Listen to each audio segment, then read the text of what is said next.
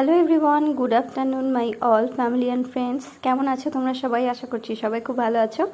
তো চলে এসেছি আজকের আমার লাঞ্চের মেনু নিয়ে। এতক্ষণে নিশ্চয়ই তোমাদের সবার লাঞ্চ হয়ে গেছে। তো আজকের আমার লাঞ্চের মেনুতে যা যা ছিল, তো আজকে আমার লাঞ্চের মেনুতে ছিল ফার্স্টেই ভাত, আর ছিল কলমি শাক ভাজা। এমনিতে আমি কলমি শাক ভাজা কিন্তু খেতে খুব ভালোবাসি।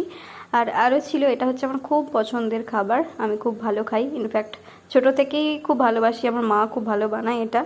তো এটা ছিল হচ্ছে ছানার তরকারি, মানে পনির তো সবাই খেয়েছো অবশ্যই, এটা অ্যাকচুয়ালি পনির টাইপেরই, মানে বাড়িতে গরুর দুধ থেকে ছানা কাটিয়ে সেটা বড়া তৈরি করে আলু দিয়ে মাখা মাখা একটা তরকারি।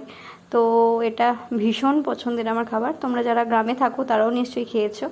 তো ছানার তরকারি দিয়ে খাওয়া হয়ে গেছে, এবার খাবো মাছ। মাছের কারি ছিল, তো মাছের কারিটা দিয়ে এখন খেয়ে নিয়ে শেষ পাতে কিন্তু আছে আম। চাটনি ছিল না, তাই আম দিয়েই খাওয়া শেষ করলাম। টাটা।